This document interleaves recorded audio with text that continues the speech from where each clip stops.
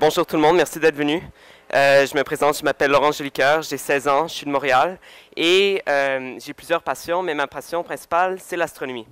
Et donc, je vais vous expliquer un peu comment je suis rentré dans le monde de l'astronomie, ce que j'ai fait et aussi une expérience que j'ai faite l'année passée, une première mondiale, que j'ai faite pour l'Expo Science et j'ai réussi à prouver que la lumière qui vient de la planète Jupiter est capable de projeter de l'ombre.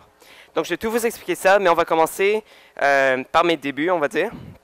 Donc, j'ai commencé l'astronomie quand j'avais 7 ans. Pour Noël, mes parents m'ont offert un petit télescope en plastique, très piètre qualité. Il s'est brisé au bout de 2 mois, mais ça m'a intéressé beaucoup et durant 2 ans, j'ai commencé à lire sur l'astronomie.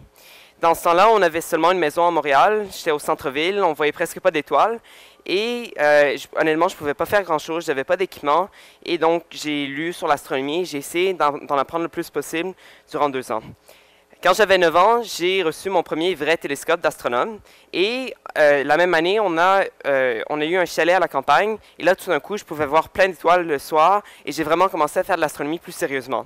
J'ai fait ça durant 2 ans, ce qu'on appelle de l'observation visuelle. Donc, je regardais à travers le télescope.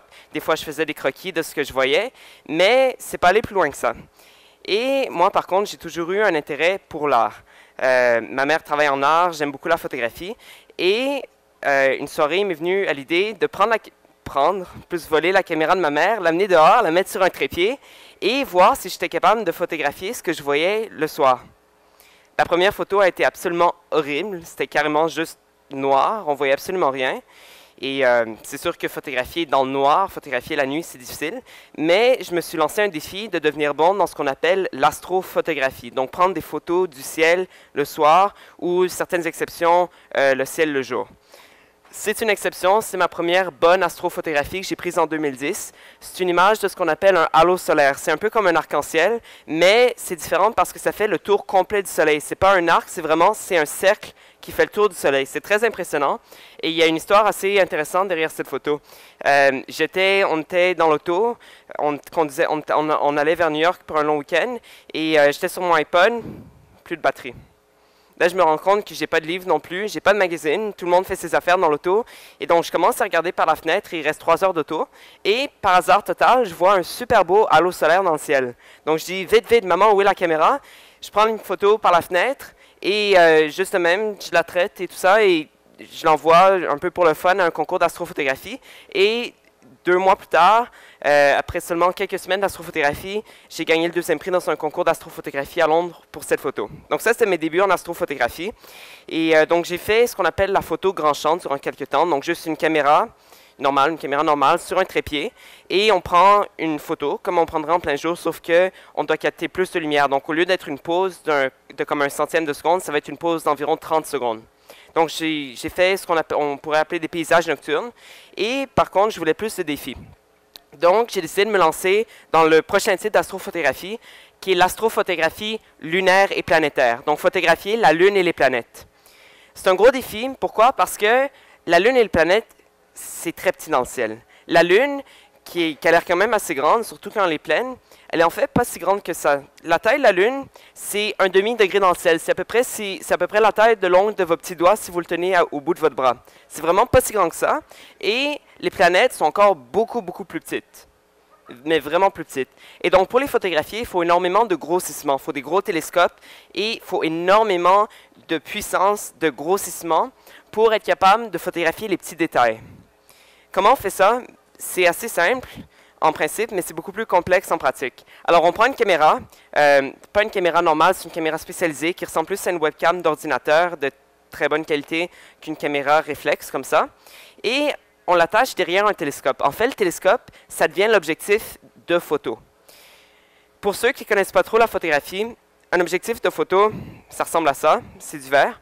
Et un objectif photographique normal a ce qu'on appelle une longueur focale d'à peu près 50 mm. La longueur focale, c'est l'équivalent en photographie du grossissement. Donc, 50 mm, c'est un objectif normal, on prend des photos tous les jours avec ça. Pour ceux qui aiment le football, les gros téléobjectifs, les gros objectifs de sport, c'est à peu près 400 mm de longueur focale versus 50. Donc 50 à 400, les objectifs photo, ça va d'à peu près 15 à 400 pour la plupart des photographes. Pour prendre une photo de même, on ne photographie pas à 400 mm de longueur focale, on photographie à 4000 mm de longueur focale, 4 mètres de longueur focale. Donc le télescope devient en fait un espèce de méga téléobjectif qui nous permet de grossir assez pour photographier des petits détails.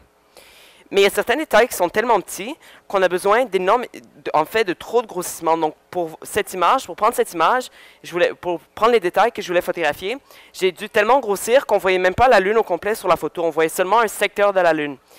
Mais moi, je voulais quand même photographier la Lune au complet, surtout que c'était une belle image parce que c'est une image que j'ai prise en plein jour. C'est pour ça que le ciel est bleu. Et donc, ce que j'ai fait, c'est que j'ai pris 7 différentes images en très haute résolution de petits secteurs de la Lune. Et après ça, je les ai collés ensemble à l'ordinateur pour faire ce qu'on appelle une mosaïque lunaire. Donc ça, c'est une mosaïque lunaire.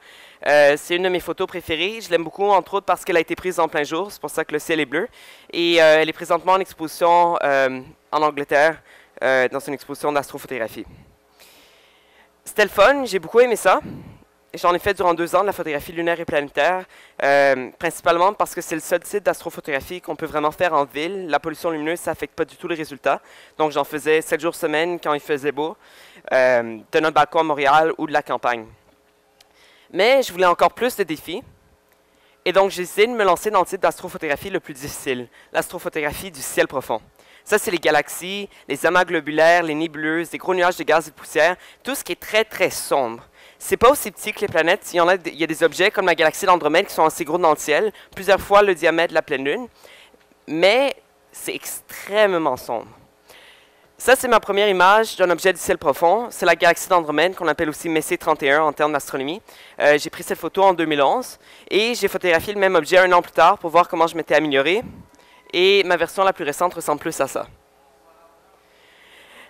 Ça a l'air très beau, de même, mais souvent on ne réalise pas à quel point il y a du travail qui rentre dans les coulisses d'une photo comme ça. Alors pour vous donner une idée, cette photo-là, la galaxie d'Andromède, c'est un des objets les plus brillants dans le ciel. Donc en théorie, c'est celui qu'on a besoin de moins de lumière et donc le moins de longueur d'exposition. Ce qu'on fait pour prendre des photos de même, on ne peut pas seulement prendre une photo d'1 centième de seconde comme on prendrait en plein jour. Il faut capter assez de lumière pour voir des détails, pour voir l'objet, et donc il faut capter de la lumière durant plusieurs heures. Comment on fait ça? Une photo de même, pour un des objets les plus brillants dans le ciel, c'est à peu près 12 heures d'exposition. Donc la caméra a capté des photons de lumière de cette galaxie durant 12 heures au total. Le problème, c'est que c'est un objet qui est surtout visible l'été, et l'été, la nuit ne fait pas 12 heures de long, elle fait plus comme 3 heures de long. Et donc, j'ai pris cette photo sur 4 nuits différentes. Les 4 nuits n'étaient même pas au même endroit. Il y a une nuit au Mont Mégantic, une nuit à Knowlton, une nuit quelque part entre les deux, et une nuit au pied de la montagne au Mont Mégantic. Donc, 4 nuits d'exposition, à peu près 3 heures de pause par nuit, dans 4 endroits différents, pour obtenir une photo de même. Mais ce n'est pas tout, parce que pour prendre 12 heures de pause, il faut au moins un minimum de 12 heures d'image de calibration pour avoir des meilleurs résultats. Et après ça, il y a à peu près une dizaine d'heures au traitement à l'ordinateur qui est nécessaire pour faire ressortir les résultats. Alors, beaucoup de travail derrière une image comme ça. C'est ma seule bonne image du ciel profond à date, parce que ça prend quand même beaucoup de travail. Mais j'aimerais refotographier cet objet et plusieurs autres cet été. Donc, l'astrophotographie, j'en ai fait beaucoup. Mais en même temps, j'aime beaucoup la science, en général, la science plus pure, on pourrait dire. Et donc, moi, j'ai participé à l'Expo Science, je ne sais pas si vous connaissez, plusieurs années. Et en secondaire 1, j'ai fait un projet, j'ai décidé de faire une présentation sur l'astrophotographie amateur. Donc, j'ai fait mon PowerPoint et tout ça, et j'ai présenté aux juges et au public comment on prenait les photos que je prenais. Et je ne m'attendais pas à grand-chose, mais j'ai fini par gagner la médaille d'or au Québec, au provincial, pour ma catégorie junior. Et donc, j'avais des bonnes attentes quand même pour le national et j'ai absolument rien gagné. Donc, j'étais assez déçu après tout le travail que j'avais fait et tout ça. Et surtout, après avoir gagné une médaille d'or, j'étais passé d'une médaille d'or absolument rien aux nationaux. Et donc, j'étais sur le bus de retour. C'était à Toronto. Donc, j'avais à peu près 7 heures dans l'auto. Et pendant que j'étais un peu découragé, j'ai décidé de commencer à penser à mon projet pour l'année suivante. Parce que mon but, c'était vraiment de gagner au moins une médaille de bronze. Au moins une des 30 médailles de bronze, je pense, qu'ils donnent par catégorie à l'Expo Science canadienne. Ils donnent des médailles comme des bonbons, mais mon but, c'est de gagner une médaille de bronze. Et donc, j'ai commencé à étudier différentes idées, et je suis tombé sur le site web d'un astrophotographe britannique qui s'appelle Pete Lawrence. Et lui, j'ai lu sur un projet qu'il avait fait en 2006, Et lui, il avait réussi à prouver, il avait fait une expérience, un petit projet, on pourrait dire, pour prouver que la lumière qui vient de la planète Vénus est capable de créer des ombres. Qu'est-ce que ça veut dire par ça? Bien, comme si vous marchez dehors aujourd'hui, le soleil émet sa lumière, c'est une source lumineuse, et puisqu'on bloque une partie de la lumière, ça va créer une ombre derrière nous. On sait que la Lune est capable de créer le même type d'ombre, elle est assez lumineuse, surtout la pleine Lune. Et en fait, quand on est dans un endroit assez sombre, en campagne par exemple, on est capable, avec la lumière de la pleine Lune, de lire à la noirceur. Et ça crée des ombres derrière nous, on est capable de les voir à l'œil nu dans un endroit assez sombre. Et lui, il s'était demandé s'il y avait d'autres objets dans le ciel qui pouvaient créer des ombres. Et l'objet le plus lumineux après le Soleil et la Lune, c'était la planète Vénus. Donc, il a bricolé un petit instrument et il a pointé vers Vénus. Et il a pris cette image et on voit sur la partie qui est très accentuée à l'ordinateur, on voit un petit anneau, un demi-cercle ici. Est-ce que tout le monde le voit? Bien, ça, c'est une ombre d'un objet, d'un masque en carton qu'il avait construit, projeté sur un tissu blanc, qui a été causé par la lumière de la planète Vénus qu'on voit au bout de l'instrument ici. Donc, il a fait ça, un petit projet sur le côté, et Vénus est quand même assez très lumineuse, vous l'avez probablement déjà vu, vous l'avez probablement déjà vu comme une étoile très brillante, il y avait des bonnes chances que ça soit la planète Vénus. Et donc, il a réussi, et il a écrit ça sur son site web, mais c'était tout. Mais moi, j'ai trouvé ça très intéressant parce que j'avais souvent vu Vénus en faisant de l'astronomie et je m'étais jamais même demandé si ça faisait des ombres. Et donc, j'ai fait de la recherche pour voir s'il y avait d'autres objets dans le ciel qui pouvaient créer des ombres et à ce temps-là, il n'y en avait pas. Et donc, je me suis donné comme défi de prouver que le prochain objet le plus lumineux dans le ciel, la planète Jupiter, était capable de projeter des ombres. Bon, Vénus, ça ressemble à ça. C'est une planète, c'est la deuxième à partir du Soleil. C'est la planète la plus lumineuse dans le ciel. C'est le troisième objet le plus lumineux au total, après le Soleil et la Lune. Elle est un peu plus petite et un peu moins massive que la Terre. Et la température de surface est à peu près 400 degrés Celsius, parce que son atmosphère est faite en grande partie de CO2, et donc ça se réchauffe assez rapidement. Jupiter, c'est la plus grosse planète du système solaire. C'est la deuxième fois plus lumineuse, après Vénus. Elle est 318 fois plus massive que la Terre. Et elle est à seulement 800 millions de kilomètres du Soleil. C'est pas super, mais quand les distances sont aussi grandes que ça, des fois, on ne se rend pas compte vraiment de l'échelle. Pour vous donner une idée, 800 millions de kilomètres, si on partait du Soleil en auto un dimanche et qu'on décidait d'aller à Jupiter, on y arriverait seulement à 120 km/h 800 ans plus tard. C'est loin. Mais pourquoi, si Jupiter est énorme comparé à Vénus, à peu près grosse comme ça, elle est vraiment massive, pourquoi est-ce que ce n'est pas la plus lumineuse? Pourquoi est-ce qu'elle est moins lumineuse que Vénus? Ben, c'est simple, parce que, en fait, les planètes, c'est des boules de gaz ou des boules de roche, ça n'émet pas sa propre lumière, ça réfléchit la lumière du Soleil. Un peu comme la Lune n'émet pas sa propre lumière, elle fait seulement réfléchir la lumière du Soleil. C'est pour ça qu'on est capable de la voir. Bien, la lumière part du Soleil. Il y a une très petite fraction de cette lumière qui atteint Jupiter. Et de cette lumière, seulement environ 34% est réfléchie. Et de ces 34%, il y a seulement une partie qui atteint la Terre. Et donc, il y a seulement 34% de la lumière qui réfléchit versus à peu près 90% sur Vénus. Donc, c'est pour ça que c'est moins lumineux. Et donc, en fait, le gros défi, c'est un peu comme en astrophotographie, c'était de capter assez de lumière pour pouvoir photographier l'ombre. Le gros défi du projet, c'était de capter de la lumière. Le premier aspect de ça, bien sûr, c'était de construire un instrument scientifique qui serait capable de me permettre de photographier l'ombre de Jupiter. Ça ressemble à ça, c'est un principe qui est inspiré de ce qu'on appelle un cadran solaire équatorial. Bon, tout le monde sait comment fonctionne un cadran solaire. Il y a une source lumineuse, le Soleil dans le cas d'un cadran solaire, qui projette de la lumière sur un objet, souvent une tige, qu'on appelle un gnomon en termes scientifiques, et ça projette une ombre sur une surface. C'est ça un cadran solaire. Équatorial, qu'est-ce que ça veut dire? Bien, ce cadran solaire ici, il n'est pas plat, il est incliné. Pourquoi? Parce que la Terre tourne sur elle-même, une fois par jour, et c'est à cause de ça que le Soleil se lève à l'est le matin et se couche à l'ouest le soir. Ce n'est pas le Soleil qui tourne autour de la Terre, c'est juste la Terre qui tourne sur elle-même. Mais ce n'est pas juste le Soleil qui se lève et qui se couche, c'est tout ce qu'il y a dans le ciel, incluant Jupiter. Et donc, si je décidais de photographier l'ombre de Jupiter, et par exemple, je vais prendre une pause de 20 minutes pour capter assez de lumière. Il fallait que la caméra reste ouverte durant 20 minutes. Jupiter se serait déplacé dans le ciel et l'ombre aussi. Donc l'ombre serait étalée et elle serait beaucoup moins nette. Et il y aurait une possibilité, si les pauses étaient assez longues, qu'on ne la verrait pas du tout. Alors ça, c'est la partie équatoriale du cadran solaire équatorial. C'est ce qu'on appelle une monture équatoriale. C'est un instrument qu'on utilise beaucoup en astronomie et en astrophotographie. C'est motorisé, il y a un ordinateur là-dedans, il faut une batterie pour que ça fonctionne. Mais c'est incliné avec les axes de la Terre et ça tourne très lentement. Donc au cours d'une nuit, si Jupiter est là-bas dans le ciel, ça va tourner très lentement et ça va suivre le mouvement de Jupiter dans le ciel. Donc ça va, en d'autres mots, permettre de centrer Jupiter au cours d'une longue durée sur l'écran de projection. Donc, principe d'un cadran jovien, c'était ce qui nous paraissait le plus efficace. Alors, je vous explique comment ça fonctionne. Ça ici, la lampe de poche, imaginez que c'est la lumière de Jupiter. La lumière de Jupiter émet de la lumière. Il y a une partie qui est bloquée par le gnomon, qui est une vis très high-tech. Et l'ombre est projetée sur un écran de projection blanc.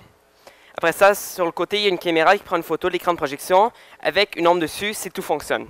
C'est assez simple comme concept. C'est beaucoup plus complexe que ça. L'instrument final pesait au-dessus de 150 livres et prend à peu près au moins 2 heures à installer. Ça inclut, entre autres, une batterie d'à peu près 80 livres, une batterie à l'hydrogène qui peut exploser. Et j'ai eu une méchante surprise quand je suis arrivé pour faire l'expérience. J'avais la batterie, la grosse batterie pour alimenter les ordinateurs et la monture et tout ça dans le coffre. Et j'ai ouvert le coffre et l'ampoule du coffre était ouverte et il y avait des étincelles et de la fumée partout à côté de la batterie explosive.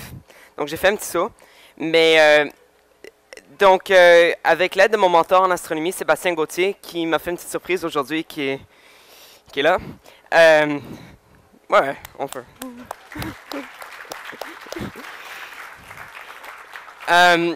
On a commencé à faire à peu près 14 000 croquis.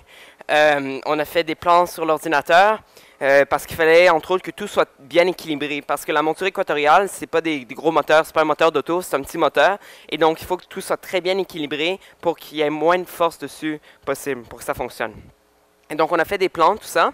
Et un samedi, on a commencé à travailler, je pense, à 2 heures et on a fini à 11 heures le soir.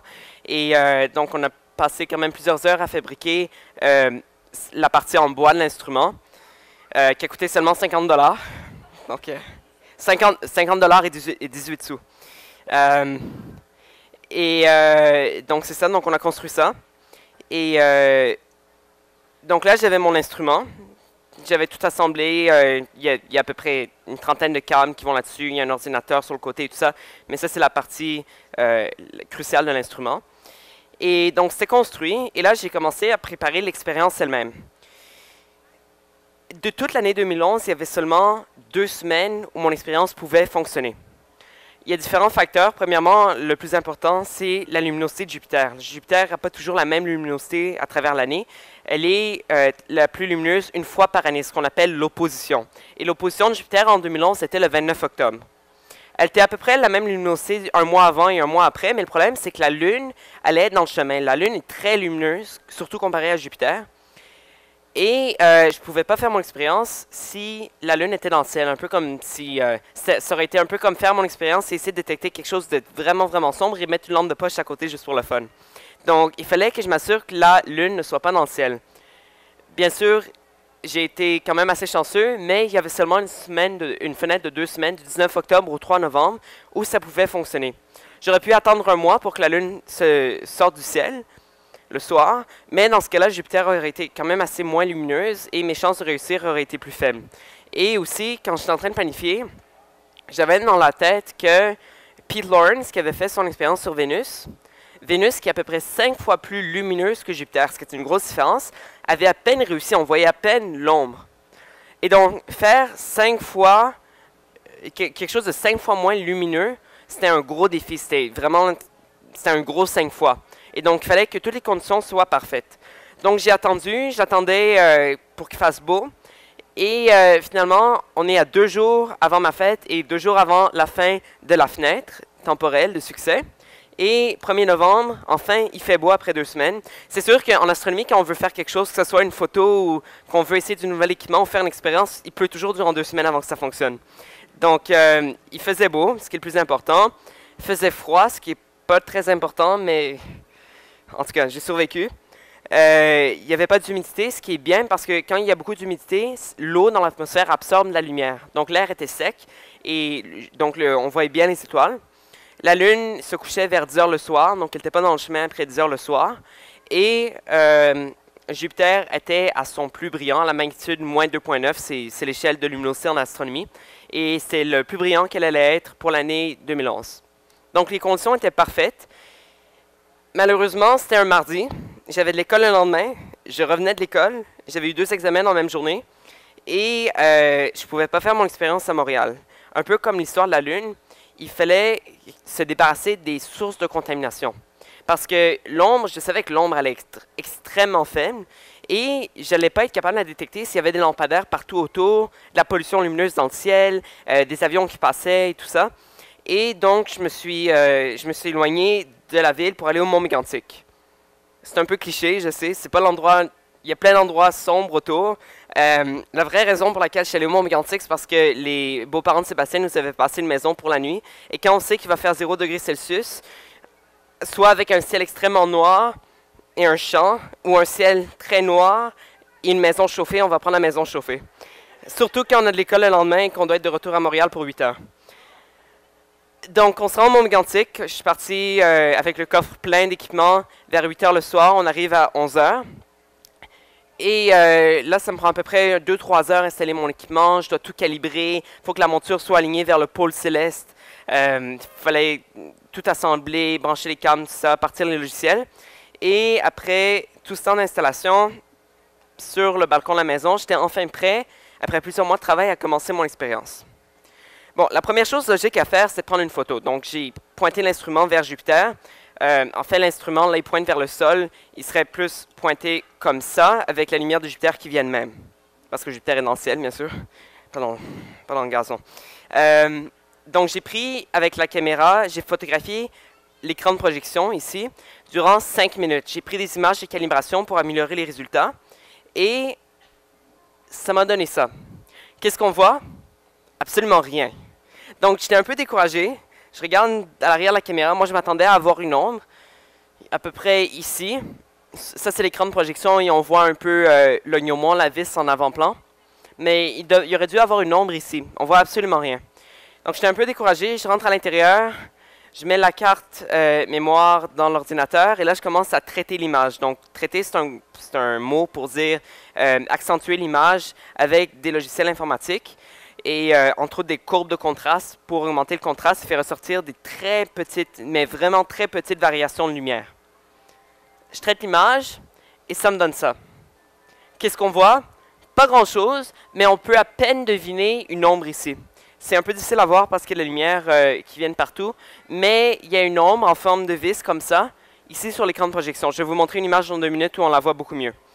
Et donc, j'étais vraiment heureux. J'ai réussi à photographier l'ombre, mais c'était pas la fin parce que j'avais réussi à photographier une ombre quelconque. Il n'y avait rien qui me disait que c'était la lumière de Jupiter qui projetait cette ombre. Ça n'avait jamais été fait. Je ne savais même pas si ça pouvait projeter des ombres, la lumière de Jupiter. Donc, la deuxième partie du projet, après avoir photographié une ombre, c'était de prouver scientifiquement que c'était la lumière de Jupiter qui créait cette ombre. Comment j'ai fait ça? C'est un peu compliqué à expliquer, je ne rentre pas dans les détails, mais j'ai pris 2 autres images en déplaçant un peu l'instrument de quelques degrés à chaque fois. Et en étudiant le déplacement de l'ombre entre les images, j'ai été capable d'éliminer une à une toutes les sources de contamination qui auraient pu créer l'ombre. Donc au départ, j'avais une liste d'une dizaine de sources de lumière, comme un lampadaire, la lumière naturelle du ciel, la pollution lumineuse, un nuage, des étoiles autour, tout ça.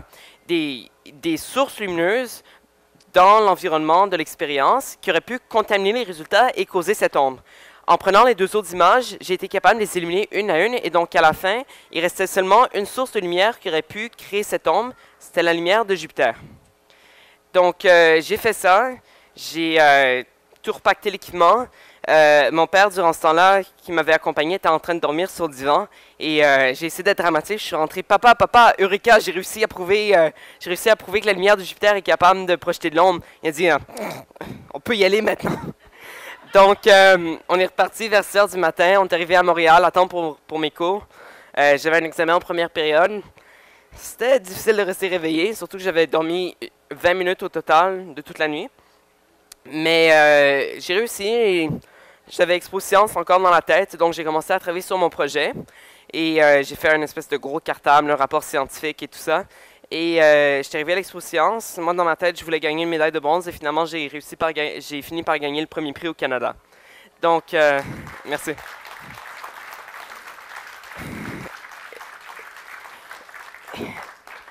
Et c'est ça, donc j'étais vraiment heureux. Et je m'attendais pas à grand-chose, honnêtement. J'ai fait ça pour le fun et plus pour un défi personnel et juste par curiosité. Mais ça a fonctionné. Et donc, j'ai été publié à quelques places et tout ça. Mais je vais essayer d'être dramatique encore parce que la dernière fois, ça n'avait pas très bien fonctionné avec mon père.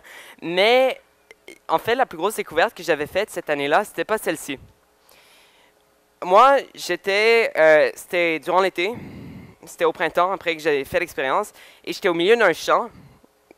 Au milieu d'un champ. Il n'y a absolument rien, je suis tout seul, il fait noir, il fait froid, je suis en train de me faire dévorer par des moustiques.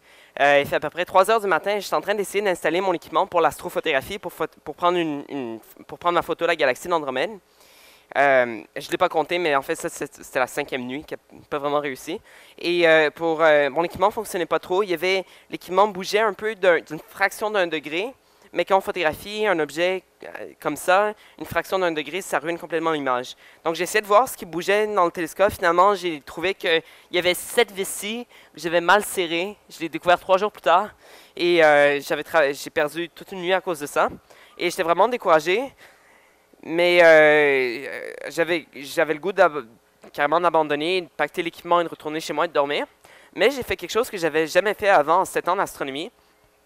Je me suis tout simplement étendu sur le dos avec une paire de jumelles et j'ai regardé le ciel. Quand les astronomes font des événements publics et dire, pour répondre à la question comment on commence en astronomie, on se met sur le dos et on regarde le ciel. Moi, je n'avais jamais vraiment fait. Je l'ai fait pour la première fois l'été passé. Et ça a vraiment été une grande découverte. Non, ça j'ai oublié de le montrer. On voit mieux l'ombre là-dessus. Mais c'est ça. Donc ça a été ma... Ça c'est... J'essaie d'être dramatique. C'est ça. Donc... on s'en fout. Mais ça a vraiment été ma grosse découverte. Et j'ai réalisé... quelque chose de vraiment bien, c'est que le ciel, c'est sûr que l'astronomie, ça coûte cher. C'est pas gratuit. L'équipement coûte cher, c'est pas toujours facile, il faut rester debout et tout ça. Mais la forme la plus simple d'astronomie et peut-être la forme la plus amusante d'astronomie, c'est tout simplement de se coucher sur le dos et de regarder le ciel. Donc cet été, je vous invite à faire juste ça et à apprécier la beauté du ciel et vraiment faire de l'astronomie à son plus simple. C'est tout. Merci.